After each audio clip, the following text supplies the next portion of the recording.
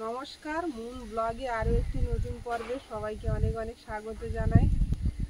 তো সকালবেলা রেডি হয়ে গেছি, স্নান ধান সেরে। সকালবেলা এখন প্রায় 10, আর মুনের বাবা গিয়েছিল বাজারে, কি বাজার এনেছে এখনো দেখিনি। স্নান ধান সেরে পূজার দেওয়া হয়ে গেছে, আর একটু বাইরের দিকে এলাম।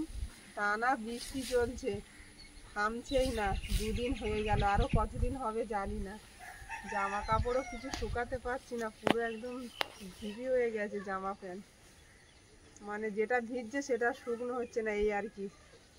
তো রান্না বান্না করবো, বা কি বাজার এনেছে দেখবো। পুরো পর্বটা সাথে থাকুন, আশা রাখছি ভালো লাগবে। আর যারা নতুন দেখছেন তারা চ্যানেলটাকে সাবস্ক্রাইব করে একটু সাপোর্ট করবেন আমাদের।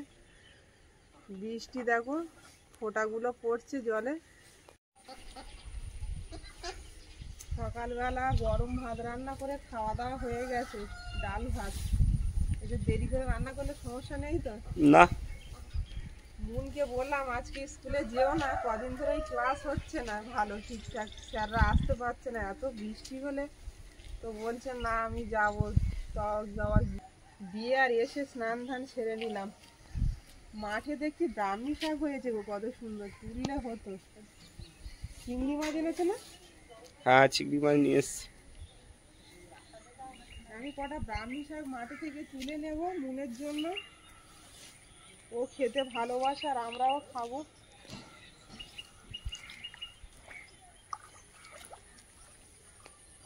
এখানটা খুব সুন্দর হয়েছে ব্রাহ্মী শাকগুলো। আর এখনকার ব্রাহ্মী শাক খুব একটা তেঁতুও লাগে না, জলের শাক তো খুব ভালো লাগে খেতে। একদম কচি কচি সবে বেরিয়েছে। এই যে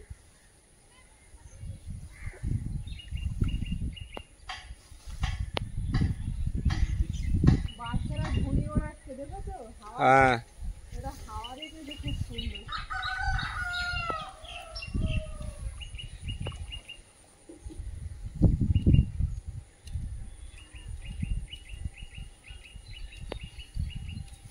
মাঠে অনেকটা করেই জল উঠে গেছে, যেমন এই পর্যন্ত। ওইদিকে গেলে আরো অনেক জল।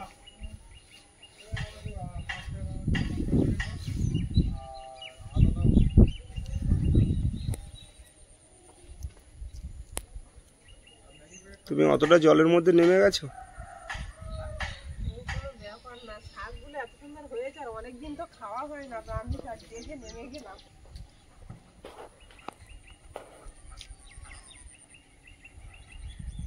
অল্প করে নিলে ঝোল করলে ভালো লাগে।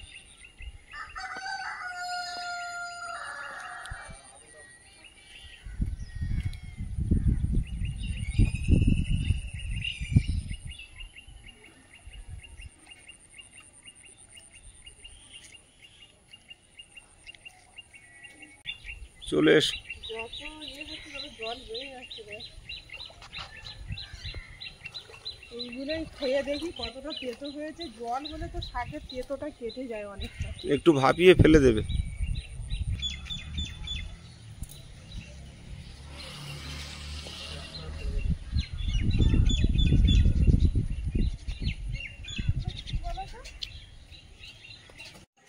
আমার ভেন্ডি গাছে সবাই ফুল দেখা দিয়েছে, একটা একদম ছোট্ট।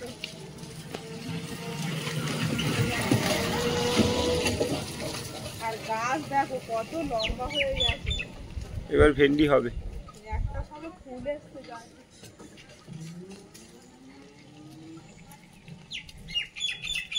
আকাশটা কিছুক্ষণ মানে থেমেছিল, বৃষ্টিটা আবার ওই শুরু হবে, মেঘ কালো হয়ে আসছে।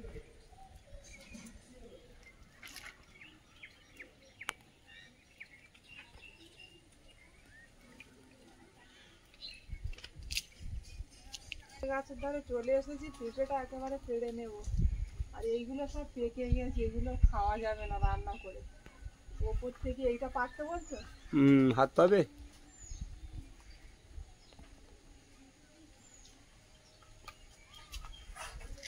ও আটাটা পুরো ফিনকিতে আমার গায়ে পড়লো না।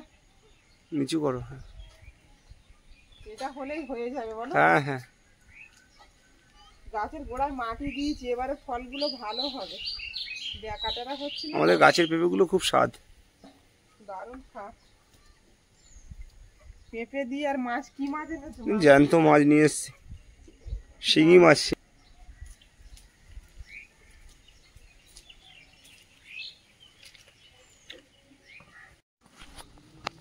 বাজার থেকেও পালং শাক এনেছে দেখছি মুনের বাবা। এখন পালং শাক পাওয়া যায়? খুব কষ্টে চাষ করেছে, যে সে বলছে খুব কষ্টে চাষ করেছি দাদা, পালং শাক এখন তৈরি করা খুব কষ্ট। হ্যাঁ, বৃষ্টি হলে তো ফিরে যাবে। আর এই শিঙি মাছটা ধরা মাছ। মাঠে থেকে ধরেছে না? কালকে রাতে ধরেছে। একটাই এনেছো তো? হ্যাঁ হ্যাঁ, পিসি মাছ।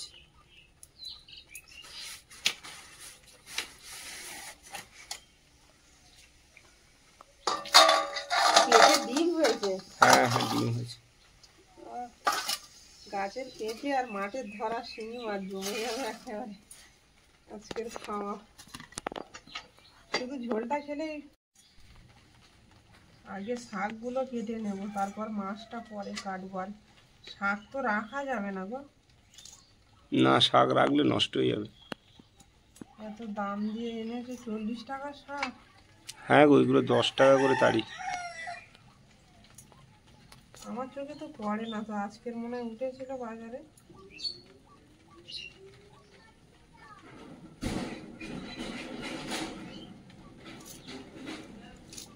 শাক শুধু রান্না হবে? চিংড়ি এনেছো? হ্যাঁ, চিংড়ি নিয়ে এসছি।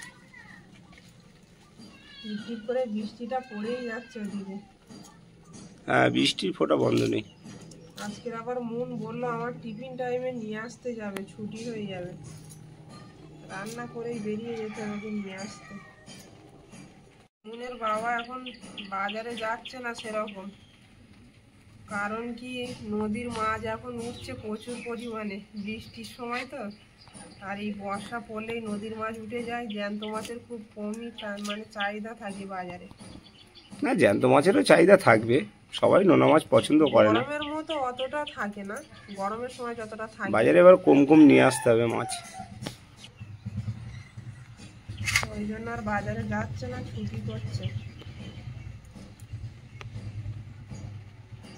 ওয়েদারটাও তো খুব খারাপ, টানা তার বৃষ্টি ফাঁকে হচ্ছে। যেতে হবে বাজারে, কারণ বাজারে না গেলে হবে না।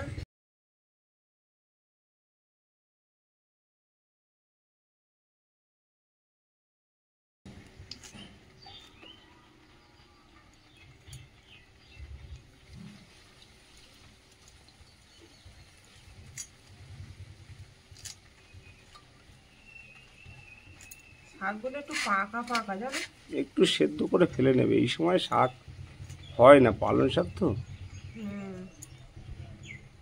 শীতকালীন সবজি তো এটা না, ওয়েদার ওপরে নির্ভর করে এই শাক। এত তীব্র রোদ গরম গেল। কিভাবে চাষ করেছে, অনেক কষ্টে বলো। হ্যাঁ হ্যাঁ।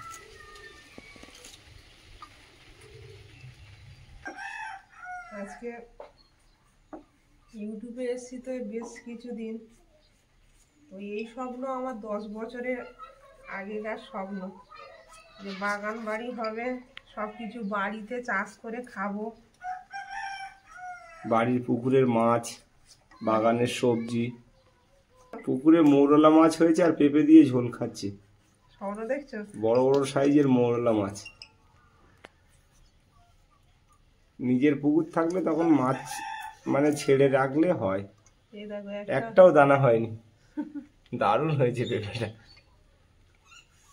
ওহ, পেঁপে দিয়ে শিঙি মাছ। এই পেঁপেটা অনেক মানে বড় হলেও দানাটা তেমন একটা হয় না। জিভে জল চলে আসছে একদম। মন ভরে খাওয়া দাওয়া আজকে। অনেকদিন বাদে পেঁপের ঝোল শিঙি মাছ দিয়ে। আর এখন তো মাঠের মাছ উঠছে। এগুলো সব পুরাতন পুকুরের মাছ। হ্যাঁ, মাঠে উঠছে, সব আটল পেতেছে। যারা মাছ ধরে তারা তো বিভিন্ন রকম বুদ্ধি খাটায়। মাছ যারা ধরে তারা কিভাবে ধরবে ঠিক জানে।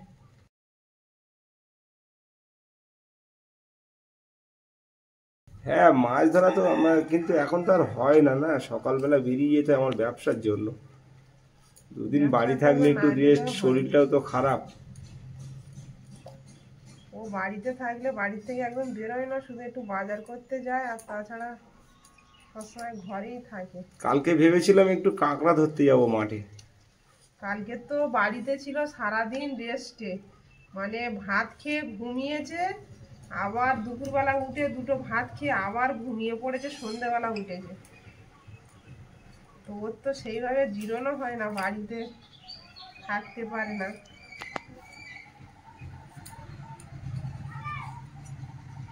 সব হবে, আস্তে আস্তে হবে। আমার মনও বড় হয়ে যাবে, আমাদের একটা বাগান বাড়িও হয়ে যাবে। আমরা দুজনে আলোচনা করি যে যখন ধরো বয়সের সাথে সাথে ব্যবসা আর করতে পারবে না, তখন আমাদের অবস্থা কি হবে। সবসময় তার মানুষের শরীর চলে না, একটা সময় আসবে আস্তে আস্তে আর কোনো মানে অত মানে দূরে থেকে মাছ এনে ব্যবসা করা সম্ভব হবে না। তখন একটু বাগান বাড়ি থাকলে সেখান থেকে দুটো মাছ দুটো সবজি তুলে পিছনের কথাটা ভাবছি খুব। শরীর আস্তে আস্তে মানে বুঝতে পারছে যে আর পারবো না বেশি দিন ব্যবসা করতে। সার্জারি হওয়ার পর থেকে একদম শরীর আগের মতো আর চলে না।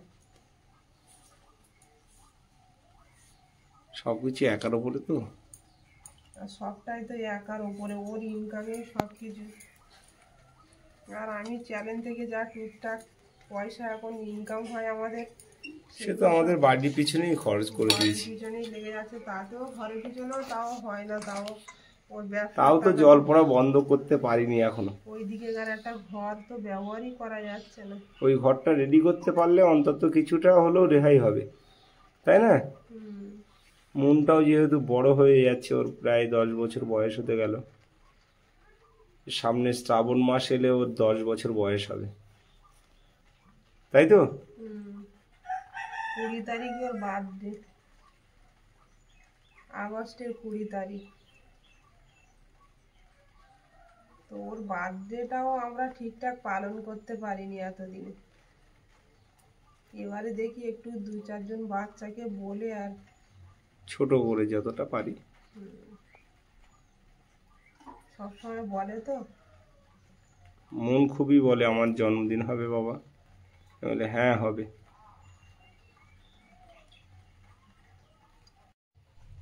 সবজিগুলো কেটে নিয়ে মাছটাও কাটা শুরু করে দিয়েছে। বেলা হয়ে গেছে, মুনের বাবা বলছে কখন খেতে দেবে, খিদে পেয়ে গেছে। একটু আগেই বললো যে আমার দেরি হলেও সমস্যা নেই। না, টাইমটা অনেক হয়ে গেছে না, আর বাড়িতে আছে একটু তাড়াতাড়ি খেয়ে তো একটু তাড়াতাড়ি রেস্ট পাবো, একটু ঘুমোতে পারবো। কটা বাজে? একটা? না না, এখন বাজে 12টা 15 হয়েছে। অনেক টাইম হয়ে গেছে তো। রান্না বান্না করতে একটা বেজে যাবে। এটা রেডি করে নিতে পারলেই রান্না চাপিয়ে দেবো। কাটা কুটিতে একটা সময় লাগে একা হাতে। আজকের সব স্বাস্থ্যকর রেসিপি, এরকম খেতে হয়। ব্রাহ্মী শাকটা এখন রেগুলার খেতে হবে। মাঠে দারুণ হয়েছে, দেখো না?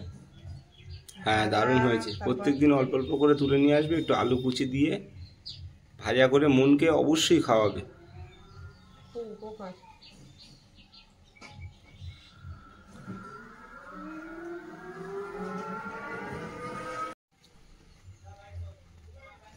কই মাছটা অনেকক্ষণ আগে মারা গেছে, আর একটু কই মাছটা গন্ধ মতন হয়ে গেছে, শুধু ভাজা করবে। হ্যাঁ, কই মাছটা যেন তরকারিতে দিও না টুপা। তোমার 150 চিংড়ি ছাড়িয়ে একটা ওই 100 মতন বেরিয়েছে।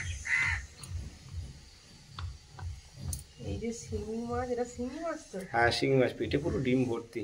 এই ডিম আর কত বড়, দেখো মাছটা। অনেক বড় মাছ। কতটা হবে বলো তো একটা? 150 গ্রাম, 150 একটু বেশি হবে। 150 বেশি হবে বলেই তো মনে হচ্ছে। ডিমে ভরা, মন তো খুব খুশি হবে ডিম পেলে। খুব সাবধানে ওই জন্য তো কাটছি। হ্যাঁ শিঙি মাছ কাঁটা দিলে খুব যন্ত্রণা। ডিম দেখো পেটে ভর্তি, কিভাবে কাটি বলো তো? খুব সাবধানে কাটো। ডিমটা বাঁচাতে গেলে পুরো এই পজিশন দিয়ে কাটতে হবে। গ্যাসটা নাড়া দিচ্ছে এখনো। ডিমটা বের করবো না, মধ্যেই থাকবে। বেশ কেটে গেছে, ডিম কেটে গেছে। ডিম হালকা কেটে গেছে।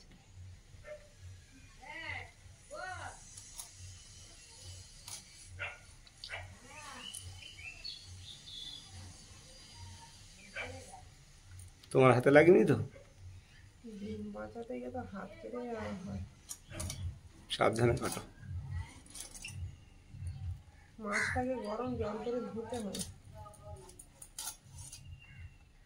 এক পিস করে খেলেই শান্তি। দারুণ সাইজের। আর গাছের পেঁপে দিয়ে পুরো ব্যাপারটা জমে যাবে, এখন থেকেই তো জিভে জল এসে যাচ্ছে। অনেক ভাত খাবো আজকে। রান্নাটা চাপিয়ে দিই, তোমার তো খিদে পেয়ে গেছে। অনেক তাড়াহুড়োর মধ্যে রান্নাটা করলাম। বর্তমশাইকে খেতে দিয়ে দিলাম, ওর খিদে পেয়ে গেছে। বাড়ি ওইটা তেতো শাক, ব্রাহ্মী শাক, আলু দিয়ে চিংড়ি দিয়ে ভাজা। আর একটা করেছি পালং শাক দিয়ে আলু চিংড়ি, আর মাছটা ভেজে দিয়েছি। ভালো লেগেছে?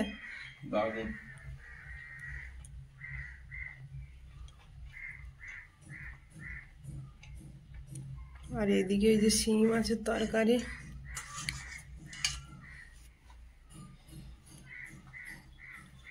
আজকে 4 পদে রান্না বান্না হলো মাছ ভাজা নিয়ে। আপনি শাক খেয়ে তুমি যেভাবে বলছো তো আমার তো খিদে পেয়ে যাচ্ছে। দারুণ হয়েছে না? এখন ব্রাহ্মী শাক তো ভালোই লাগবে। আর এখন চারিদিকে এই শাক হয়ে ভর্তি হয়ে গেছে মাঠে। এই সময়টাই হয়, বর্ষার সময়। গরমের সময়ও হয়, তো অতটা ভালো লাগে না, তাই না? কর্তামশাইকে খেতে দিয়ে আমি যাচ্ছি মুনকে নিয়ে আসতে। আর এখন মনে হচ্ছে পুরো সন্ধ্যা নামছে, দুপুর 2টো বাজে। তো ওকে নিয়ে এসে একসঙ্গে দুজনে খাবো। তো পর্বটা এখানেই শেষ করব। পর্বটা যদি ভালো লাগে একটু কমেন্টসে জানাবেন। আর সবাই ভালো থাকবেন, সুস্থ থাকবেন। দেখা হচ্ছে আগামীকাল। নমস্কার।